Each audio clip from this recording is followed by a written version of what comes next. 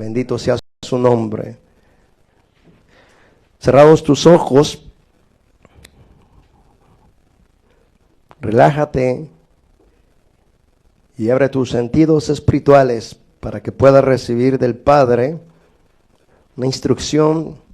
Sus palabras son vivas y eficaces y siempre nos sanan, nos transforman, nos libertan si nos abrimos a ellas. Hoy vamos a hablar de andar en el temor del Señor. El principio de la sabiduría, mi querida iglesia, es el temor del Señor. Así es de que el camino de la sabiduría en realidad es temerle a Dios. Vamos a estar hablando de esto, andar en el temor del Señor. Amén. Vamos a comenzar en el nombre del Padre, del Hijo y del Espíritu Santo. Comenzamos. El temor del Señor es el respeto, la honra y reverencia mostrada al Señor, que proviene de una vida de obediencia, provocada por una sincera y correcta relación con Él. Nadie puede reverenciar al Señor si no le conoce en su amor, bondad, misericordia, paciencia, justicia y juicio. Y esto se da por tener comunión con Él. Él es el Salvador y como tal debemos o debe conocerse en la experiencia. Igualmente Él es el Señor, Rey, Dios y Juez y como tal debe conocerse en la experiencia. El temor del Señor nace de conocerlo a Él por relación, no por oír de Él. Cuando conocemos su amor, conocemos su favor, e igualmente su juicio. Su amor lo movió a cumplir su justicia, y la única forma fue el sacrificio de su propia vida. El sacrificio liberó su favor, pero el sacrificio fue para satisfacer su justicia. Es decir, si ha de salvarnos por amor, debe cumplir los justos requerimientos para salvarnos. Si la paga justa por nuestros pecados es morir, y si nosotros no podemos pagar la deuda, merecemos la muerte. Si ha de salvarnos, Él tiene que pagar por nosotros, y solo volviéndose humano puede pagar, muriendo como un verdadero pecador sin serlo, el justo por los injustos para llevarnos a Dios. Primera de Pedro 3:18. Aquí vemos claramente el amor, el favor y la justicia de Dios. Cuando conocemos su justicia, entonces comprendemos su amor y el favor que viene por haber pagado justamente nuestra deuda. Podemos oír muchas verdades de Dios, pero solo creeremos a aquellas en las que somos convencidos por su Santo Espíritu y aquellas que por experiencia llegamos a conocer. Recordemos que como Dios, Él es divino, santo y creador de todas las cosas. Si le conocemos como tal, entonces lo adoraremos y alabaremos. Él es nuestro Salvador. Si le conocemos como tal, experimentaremos su salvación y seremos agradecidos por salvarnos. Si le conocemos como Señor en la experiencia, entonces le obedeceremos. Si como Padre, le honraremos. Si como Rey, respetaremos sus leyes. Si como Juez, nos daremos cuenta que Él es omnisciente, que lo sabe todo, omnipresente, que está en todo lugar, y omnipotente, que todo lo puede. Él juzgará según hagamos, según hablemos y según pensemos.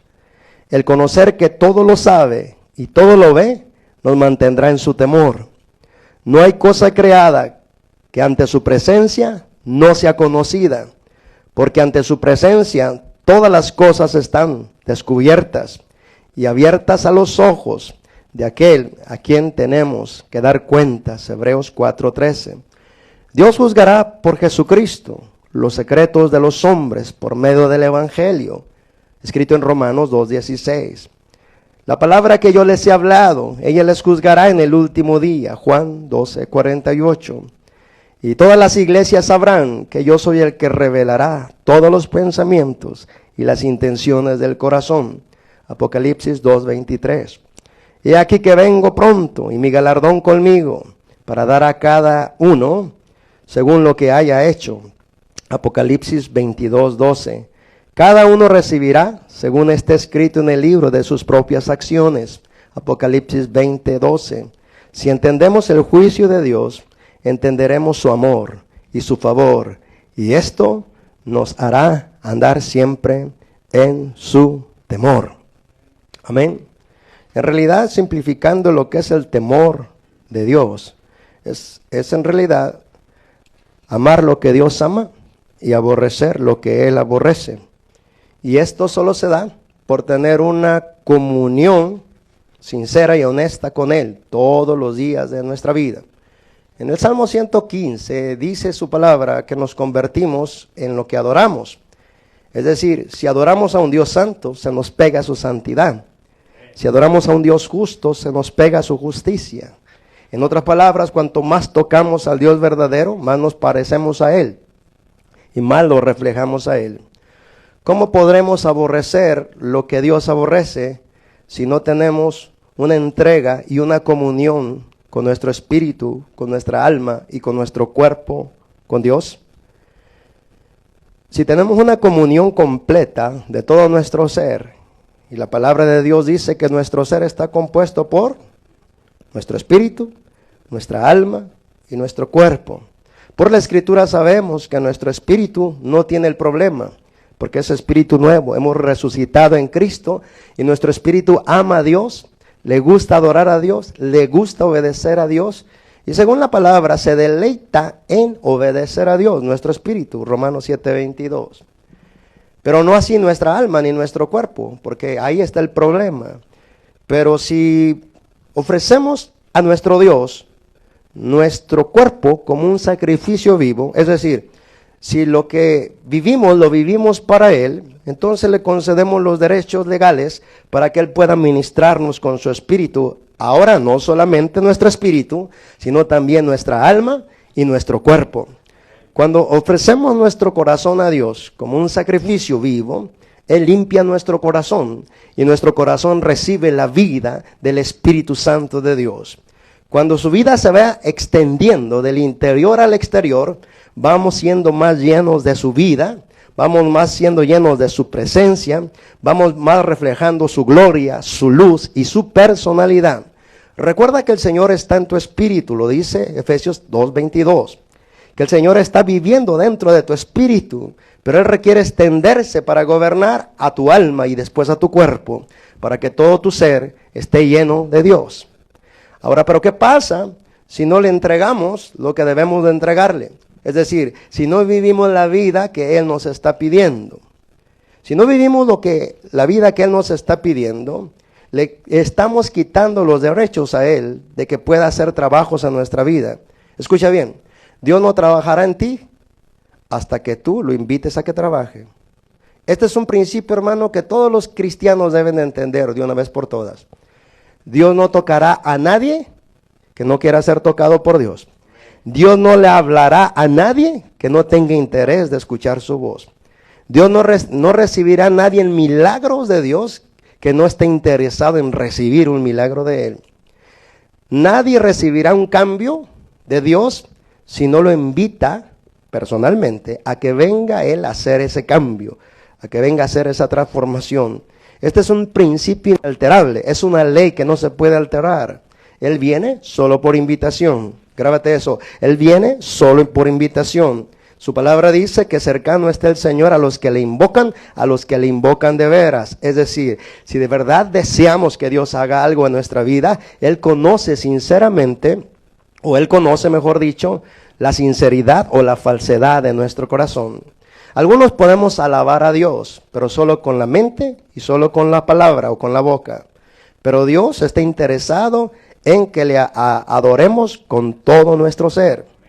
El Señor dijo de su pueblo, este pueblo solamente de labios me honra, pero su corazón está muy lejos de mí. ¿Ves la disociación que hay entre el hombre y Dios? Podemos decir palabras bonitas de Dios, podemos hacer muchas cosas con nuestras lenguas, nuestras palabras, pero nuestro corazón está frío, es indiferente.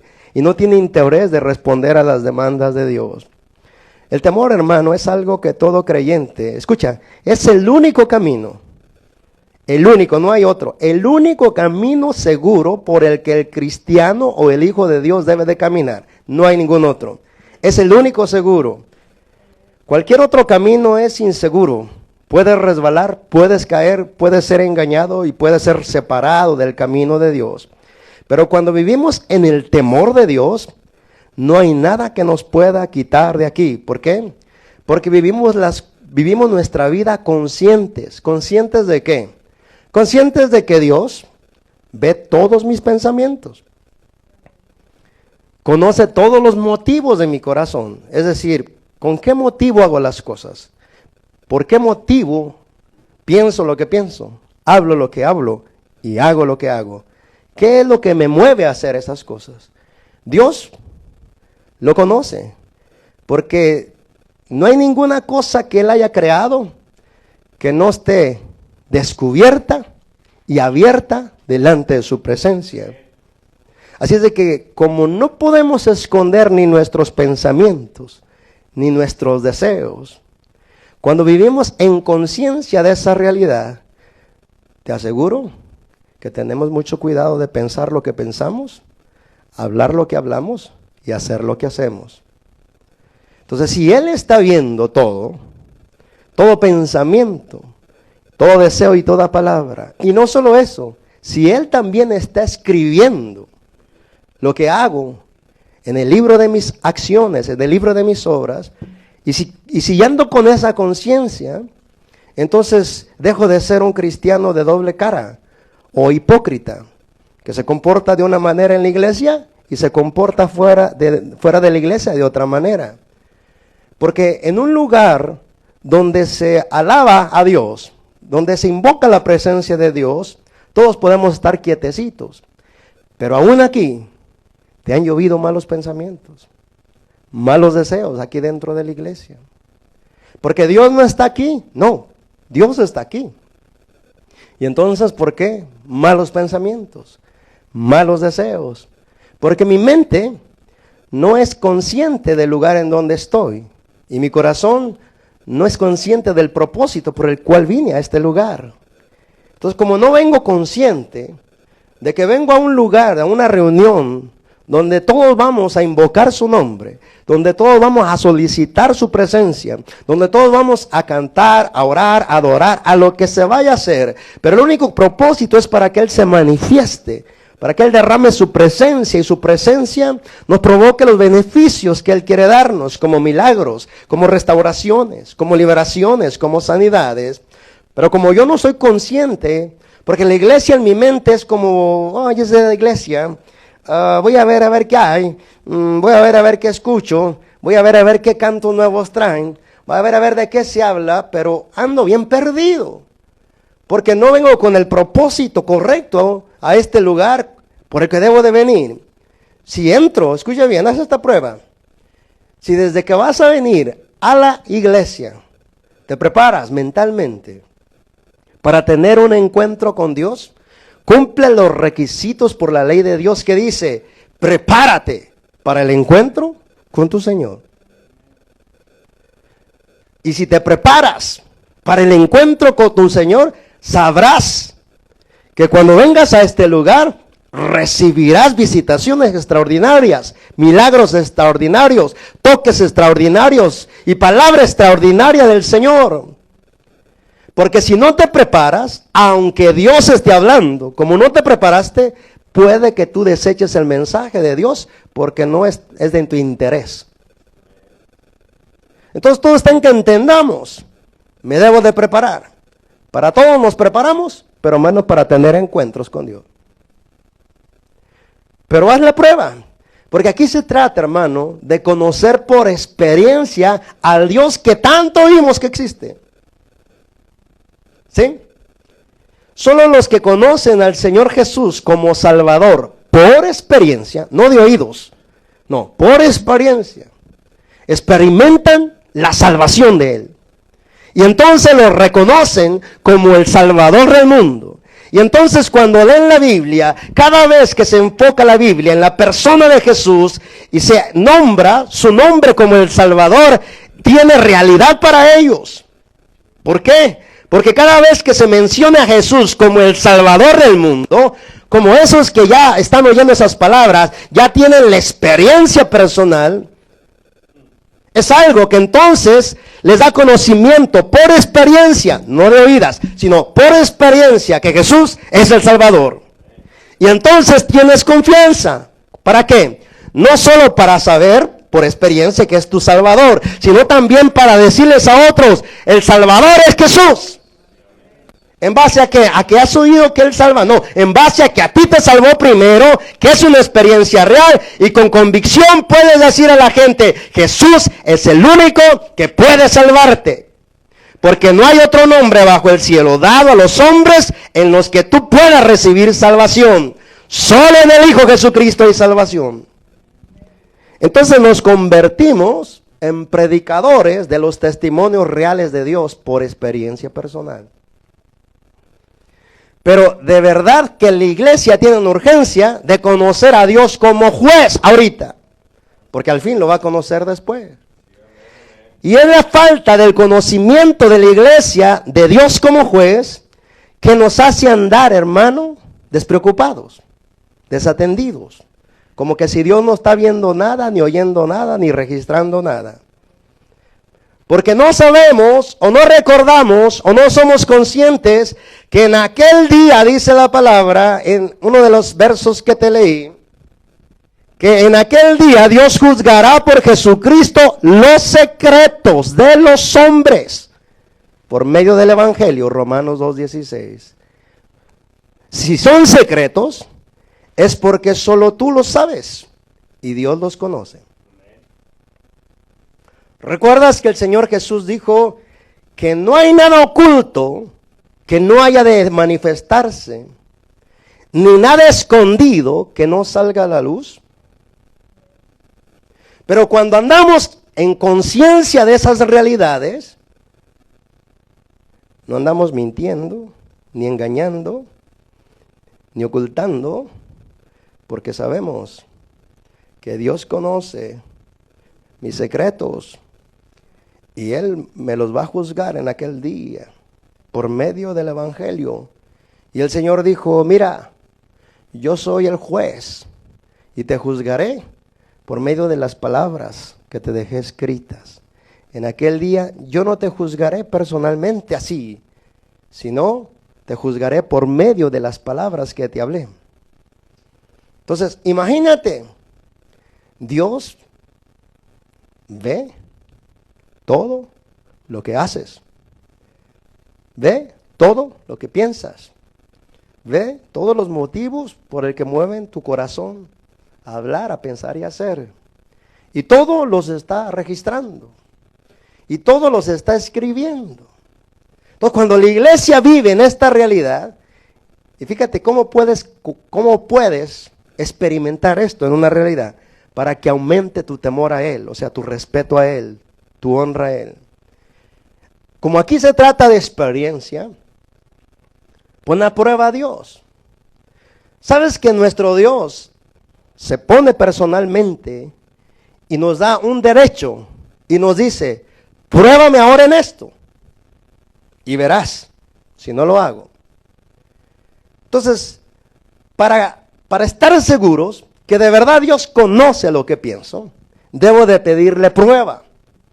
Señor, como que esto se me hace como que no es cierto.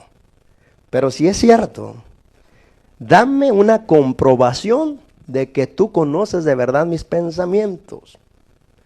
Dame una comprobación que de verdad tú conoces los motivos de mi corazón por el que hago las cosas. Dame una comprobación que de verdad tú me estás observando, viendo y escribiendo lo que hago. No quiero que esto salga a la luz cuando ya esté delante de todos en tu presencia y entonces se comiencen a descubrir cosas que yo las ignoré porque nunca anduve con la conciencia de que me estás viendo lo que pienso, de que me estás viendo lo que hago, de que estás escribiendo lo que estoy haciendo. Y en aquel día, yo no quiero que se descubran mis cosas escondidas, pero la palabra de Dios dice: en aquel día, por el Evangelio, Dios juzgará los secretos de los hombres. Y sabrán, dice el Señor, que yo soy el que revela todos los pensamientos y las intenciones del corazón. Y luego dice: vengo pronto, y mi galardón conmigo, para darle a cada uno según lo que haya hecho.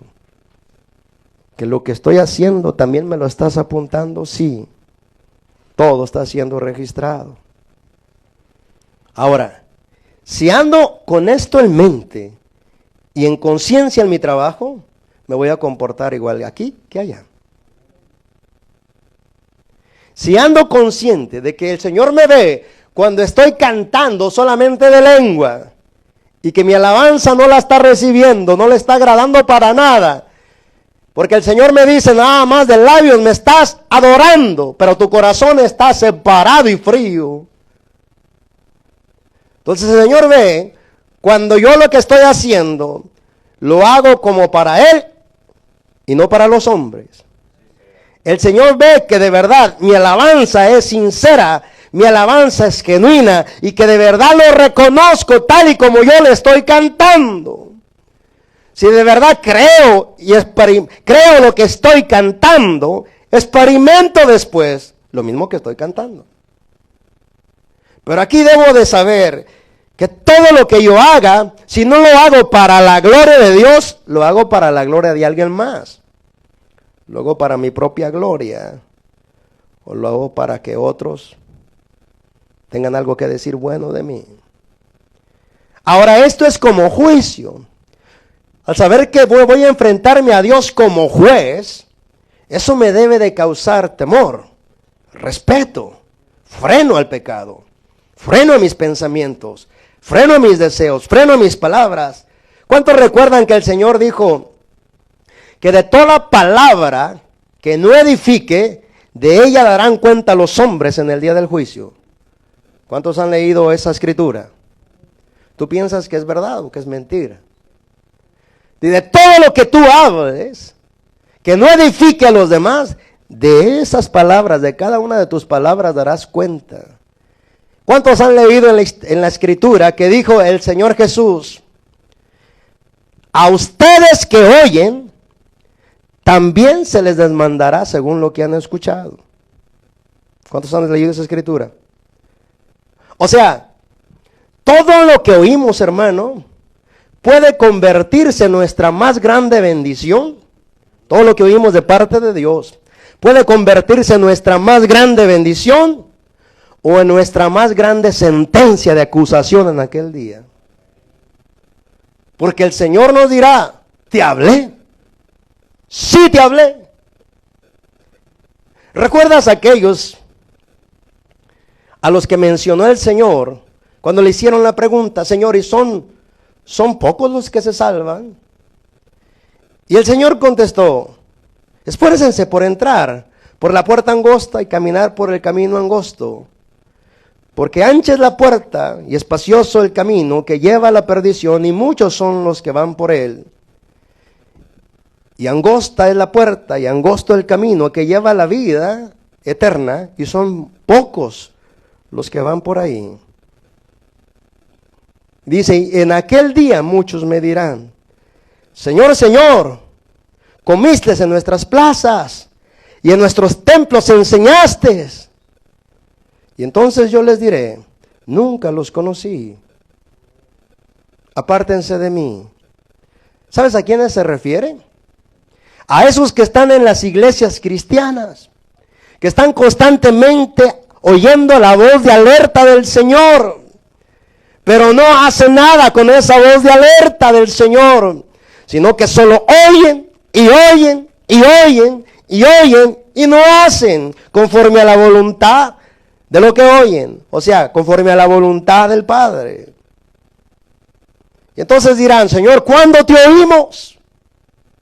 Y aquellos que se dan cuenta, porque están desorientados en ese día y dicen: bueno, Señor, ¿qué no comimos? ¿Qué no comiste en nuestras plazas? ¿Qué no enseñaste en nuestros templos? El Señor sí comió en sus plazas y sí enseñó en sus templos, pero ellos nunca respondieron al mensaje. Y entonces el Señor dice, pues como me negaste allá en la tierra, y mi ley dice que el que me negare delante de los hombres, yo también le negaré. Entonces cuando alguien quisiera decir, Señor, no es cierto, yo no te negué, el Señor responderá, de labios solamente me honraste, pero tu corazón estuvo siempre apartado de mí. Y entonces, ¿cómo responderemos? No es cierto, Señor. Oh, no es cierto. El Señor dice, ¿pensabas que sería como tú? Yo he callado en todas estas cosas, pero en aquel día te las traeré delante de ti, para que veas que yo juzgo con justicia. Con justicia. Entonces, si sé que Dios es juez y me voy a enfrentar a Él como juez después de que pase de esta vida a la otra, estoy seguro que mis cuentas están claras delante de Dios. Estoy seguro que no tiene nada que reprocharme. Estoy seguro que no tiene ningún pensamiento, ni deseo, ni palabra, ni acción que está escrita en mi libro, porque nunca me arrepentí de ella, nunca clamé por su perdón. Te tengo buenas noticias. Todo lo que se escribe contra ti puede ser borrado. La Escritura dice, arrepentíos y convertíos para que sean borrados vuestros pecados. Esta es la misericordia de Dios y la gracia de Dios. Todos tenemos malos pensamientos. Levante la mano el mentiroso que piensa que no. Todos tenemos malos pensamientos. Todos tenemos malos deseos. Todos de alguna manera u otra decimos alguna mala razón, una palabra que no edifica. Aquí la sentencia no viene por eso. Aquí la sentencia es porque no nos arrepentimos y pedimos ayuda al Señor que nos limpie y nos quite cualquier poder detrás que nos impulsa a ser así. Porque todo lo que no se juzgue aquí en la tierra, es decir, todo lo que no pida el hombre perdón y se arrepiente y se aparte, eso va a ser el juicio en el que Dios va a juzgar las acciones nuestras. Pero si nos arrepentimos sinceramente y le pedimos perdón sinceramente y le pedimos que borre nuestros pecados, que borre las cosas que están como jueces contra nosotros, que están como delitos que todavía no han sido borrados porque no nos hemos arrepentido. Recuerda lo que dice su palabra, el que encubre su pecado no prosperará, mas el que lo confiesa y se aparta alcanzará misericordia. Entonces, si quiero recibir al juez y que me otorgue misericordia, no debo de andar así, hermano, como si Dios no me está viendo, ni está viendo mis pensamientos, ni mis palabras. Mira, a todos podemos engañar, hasta a nosotros mismos, pero no podemos engañar a Dios y ni tampoco al diablo en este sentido, porque el diablo conoce lo que andamos pecando también. ¿Por qué? Porque él sabe también las cosas que hacemos pecaminosas. Pero Dios, que conoce el pensamiento y el motivo del corazón, registra todo. El diablo solamente conoce por lo que hacemos. Ahora, si sé que Dios me está viendo, si sé que Dios me está oyendo, y si sé que Dios está escribiendo, y si eso a mí no es suficiente para que me cause temor a Él, ya no hay nada más para mí. Ahora, como te dije hace un principio, el temor a Dios debe de incrementarse a nosotros. Y solo se incrementa teniendo conocimiento y siendo conscientes de las realidades que declara la palabra de Dios. Ahora, como a mí me gusta que Dios me compruebe las cosas, porque Él es el que dice, pruébame ahora esto, Pide señal de arriba de los cielos, de abajo de la tierra. Yo te responderé. Entonces yo necesito saber, Señor, si de verdad esto es cierto. Alguna vez, un viernes, yo enseñé acerca de la oración mental. ¿Cuántos se acuerdan? Sean sinceros con ustedes mismos. ¿Practicaron ese tipo de oración? Que es una oración que no abres tu boca para nada. Que solo estás orando en tu pensamiento con Dios. ¿Cuántos lo hicieron? Y Dios te respondió. Si Dios te respondió, es porque Él ve tus pensamientos. Entonces, cuando ves que orando con tu pensamiento te responde Dios, ¿no queda claro que es porque Él ve tus pensamientos? Entonces, cuando sabes que Él ve tus pensamientos, no solo cuando aplicas una oración mental, sino también cuando tienes malos pensamientos. ¿Ves? Ahora, si ya comprobé que orando con mi pensamiento, como Dios ve lo que pienso, Él me responde para que se compruebe que de verdad es Dios el que ve mis pensamientos. Dice la palabra del Señor hablando a través del profeta Jeremías en el capítulo 6. Dice, he aquí pueblo, yo traigo sobre este pueblo el fruto de sus pensamientos. Es decir, lo que están pensando, están provocando que venga hacia ellos. Dice que el Señor, como ve nuestros pensamientos, y nuestros pensamientos son imanes que atraen lo que estamos pensando. Entonces el Señor dice, yo traigo sobre este pueblo según lo que está pensando. Déjame ver si lo encuentro. Sí, es el versículo 19, capítulo 6 de Jeremías, versículo 19. Oye tierra, he aquí yo traigo mal sobre este pueblo, según sus propios pensamientos, porque no escucharon mis palabras y aborrecieron mi ley. ¿No lo ves muy claramente? Que dice que porque no escucharon sus palabras y desecharon su ley, los gobernaron los malos pensamientos. Y dice, al gobernarte, o sea, al controlarte los malos pensamientos, yo hago o traigo sobre ti lo que estás pensando. Pero sabemos de Isaías 26:3, también habla de los pensamientos. ¿Qué dice? Tú guardarás en completa paz a aquel que con su mente, con sus pensamientos, se la pasa meditando continuamente en ti, porque en ti ha confiado.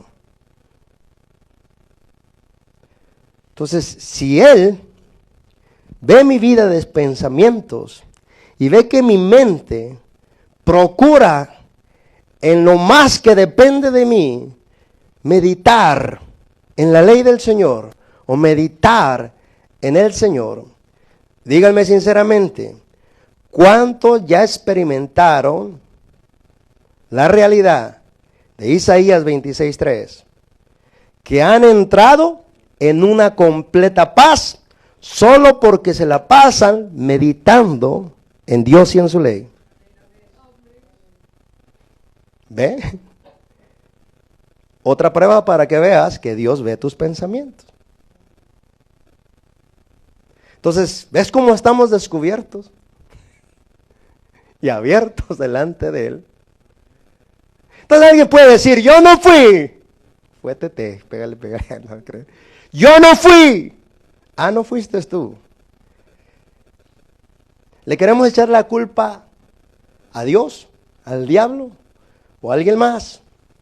Pero cuando conocemos esto, somos responsables nosotros mismos y asumimos nuestras responsabilidades y nuestras culpas. Cuando un marido dice como Adán, Señor, la mujer que tú me diste, Ella fue la que me dio y yo comí. O sea, en otras palabras, Señor, es tu culpa. ¿Cómo que es mi culpa? Sí, porque la mujer, tú me la diste, yo no te la pedí. Así es de que si tú me la diste, tú eres culpable, ella es culpable, yo nada que ver aquí. ¿Ves cómo somos de malvados? ¿Ah? ¿No dijo eso Adán? Señor, la mujer que tú me diste. Y la hermana dice, no, el viejo que tú me diste, el esposo que tú me diste. No, pero cuando tomamos responsabilidad, muchas veces las cosas no cambian, ¿sabes por qué? Porque te hace falta cambiar a ti. Porque le echamos Mira, el que más tiene la culpa es el que más le echa la culpa a los demás. Porque como no asume su responsabilidad, se le está echando a todos, ¿verdad? Que a quien le caiga la bolita. Algunos hermanos le echan la culpa a sus hijos y sus hijos están cargando cargas de las condenaciones de sus padres, porque sus padres no son capaces de decir, yo fui responsable. Le digo a mis hijos, yo fui responsable por desviaciones de tus pecados que veo. Perdóname, si lo hubiera sabido, quizás no hubiera sido instrumento para traerte a esta tierra. Ah, no, pero ¿por qué se comporta el hijo así? Casi por nada se parece a ti. Porque así somos, ¿verdad? O sea, ¿de dónde saldría este?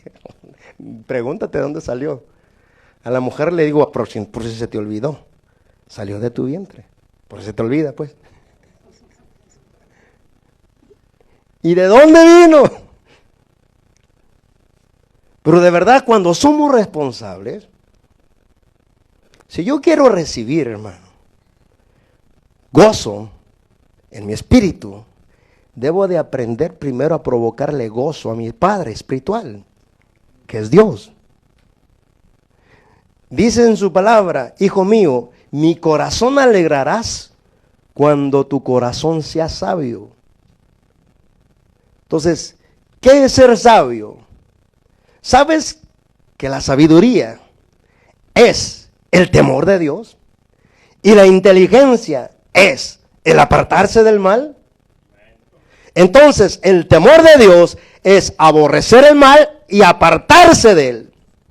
Pero por eso te decía al principio, solo podemos apartarnos del mal cuando aborrecemos ese mal. Y solo lo aborrecemos porque estamos llenos de Dios Santo que aborrece esas cosas. Y entonces aborrecemos lo que Él aborrece y amamos lo que Él ama. Y de esa manera andamos en equilibrio. La falsa gracia que le han convertido muchos cristianos en libertinaje es un engaño del diablo. ¿Cuántos hemos caído en trampas diabólicas como esta? Dios sabe que soy débil. Pequé porque soy débil. Y Dios lo sabe.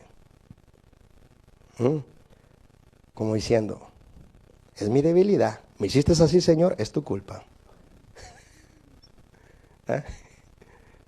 Pero la fidelidad de Dios dice esto. No te ha sobrevenido ninguna tentación que no sea humana. Pero fiel es tu Dios, que juntamente con la tentación te abrirá una puerta para que puedas escapar. En otras palabras, no me vengas, que por tu debilidad caíste. Yo estuve ahí y te di la puerta para que escaparas. No aprovechaste la salida, preferiste enredarte. Tú solito eres culpable, no me vengas a echar la culpa a mí, dice Dios. ¿Ves cómo? ¿Ah? Sí, así es, ¿no? Entonces, cuando soy responsable, le digo al Señor, perdóname, pequé, límpiame, pequé. Y luego sigue la otra trampa. Que al cabo que Dios me perdona. Que al cabo que Dios me perdona.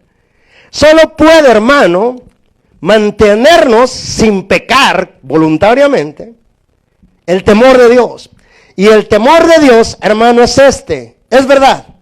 No te olvides que Dios te perdona de cualquier pecado que tú cometas. No te olvides de que Dios limpia toda maldad de la contaminación de ese pecado del cual tú te arrepentiste. Pero tampoco te olvides que Dios no puede ser burlado. Todo lo que tú hagas, eso mismo también cosecharás. Y ahí ya cambia, ¿sabes por qué? Porque si yo veo la ley completa de Dios, entenderé que ciertamente Él me perdona, que ciertamente Él me limpia. Pero si yo le hice a alguien algo, dice el Señor, te lo harán a ti también. Y dime, ¿eso se quita con arrepentimiento? No. Porque dice el Señor, de la manera que quieres que los hombres hagan contigo, así también tú haz con ellos. Porque esta es la ley y los profetas. En otras palabras, todo lo que tú siembres, también cosecharás. Y eso no lo quitan las lágrimas, eso no lo quita el arrepentimiento, y eso no lo quita la confesión de pecado. Ah, caray. Entonces, si no trato bien a mi esposa, ¿quiere decir que tú tampoco me tratarás bien, Señor? Correcto, dice el Señor. Finalmente, la agarraste. Y entonces, si no trato bien a mi esposo, quiere decir que tú también me vas a tratar así. Correcto, hija. ¿Lo entendiste?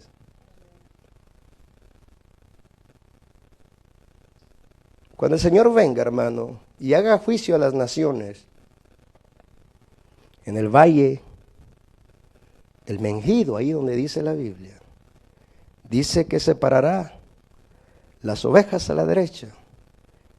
¿Y cuáles otros a la izquierda? Los cabritos. Y a los de la derecha les dirá, venid benditos de mi Padre, entrad al reino preparado por vuestro Dios, porque tuve hambre y me diste de comer, tuve desnudo y me vestiste, enfermo y me visitaste, en la cárcel y fuiste a verme. Y dice el rey, y ellos le declararán, Señor, ¿cuándo te vimos desnudo, hambriento, en la cárcel y enfermo? Dice, y yo le responderé, por cuanto lo hiciste a uno de estos mis hijos más pequeños, a mí me lo hiciste. Pablo perseguía a los cristianos, pero cuando el Señor Jesucristo se le apareció, le dijo estas palabras, Pablo, o Saulo, Saulo, ¿por qué me persigues?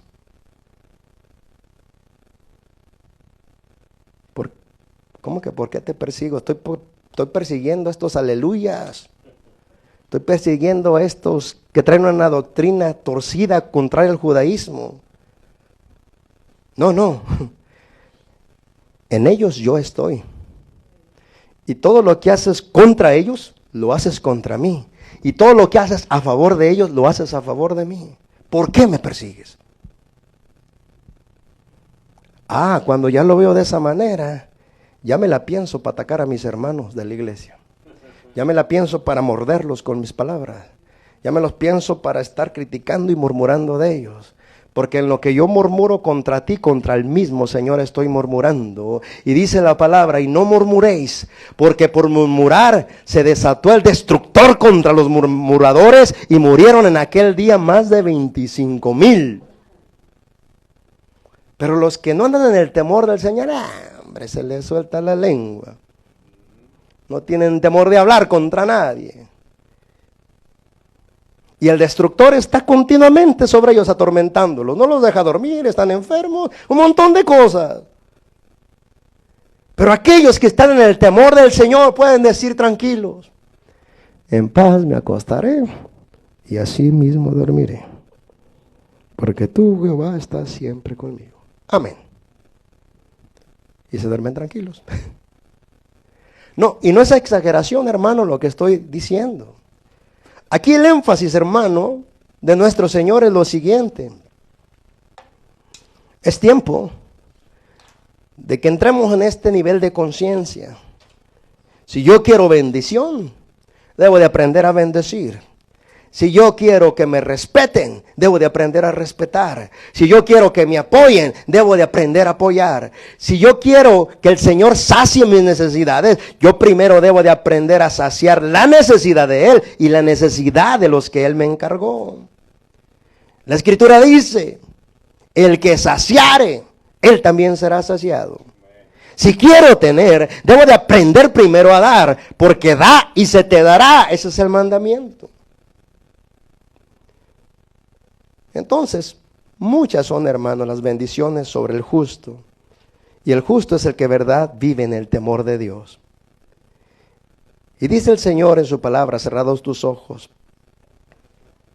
que este es el justo, dice, el que frena su lengua del mal y sus labios no hablan engaño.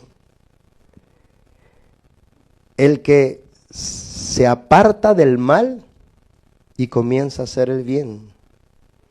El que busca la paz y cuando la encuentra, la sigue.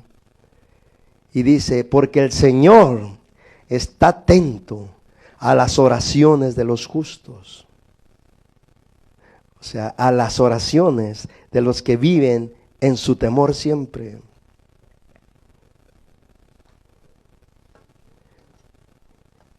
Y así cerrados tus ojos, ojalá y puedas abrir tu espíritu para recibir estas verdades. Con estas cerramos. El mismo Señor, por su espíritu, nos habla con sus palabras y nos dice que en realidad el temor del Señor supera todas las riquezas que hay aquí en la tierra. Supera todo lo que tiene valor aquí en la tierra. Y entonces hay una pregunta en Job 28:12. Dice, mas ¿dónde se hallará la sabiduría? ¿Dónde está el lugar de la inteligencia? No conoce su valor el hombre, ni se halla en la tierra de los vivientes. El abismo dice, no está en mí. Y el mar dijo, ni conmigo. Dice, no se dará por oro, ni su precio será a peso de plata. No puede ser apreciada con oro de Ofir, ni con ónice precioso, ni con zafiro. El oro no se le igualará, ni el diamante, ni se cambiará por alhajas de oro fino. No se hará mención de coral, ni de perlas. La sabiduría es mejor que las piedras preciosas. No se igualará con ella topacio de Etiopía. No se podrá apreciar con oro fino. ¿De dónde pues vendrá la sabiduría? ¿Y dónde está el lugar de la inteligencia? Porque cubierta está los ojos de todo viviente, y a toda ave del cielo es oculta. El abismo y la muerte dijeron, su fama hemos oído con nuestros oídos. Dios entiende el camino de ella y conoce su lugar, porque Él mira hasta los fines de la tierra y ve cuánto hay bajo los cielos, al dar peso al viento y poner las aguas por medida. Cuando Él dio ley a la lluvia y camino al relámpago de los truenos, entonces la veía Él y la manifestaba. La preparó y la descubrió también, y dijo al hombre, he aquí, el temor del Señor es la sabiduría y el apartarse del mal, la inteligencia. El principio de la sabiduría es el temor del Señor. En Proverbios 8:13 dice que el temor del Señor es apartarse del mal. En Proverbios 16 dice que solo el hombre puede apartarse del camino malo con el temor del Señor. Si el hombre o el creyente no tiene temor de Dios, vivirá una vida continua de pecado. Pero te tengo buenas noticias. Dice su palabra, que su Espíritu Santo, Él también manifiesta su temor en ti. En otras palabras, Dios nos ha dado espíritu de temor de Jehová. Dije, Dios nos ha dado espíritu de temor a Él. Aquí se simplifica todo a lo siguiente. si nos mantenemos en comunión con Él, si estamos buscándole día y noche, si estamos procurando mantener la comunión y nos mantenemos en comunión, entonces su temor será nuestro temor.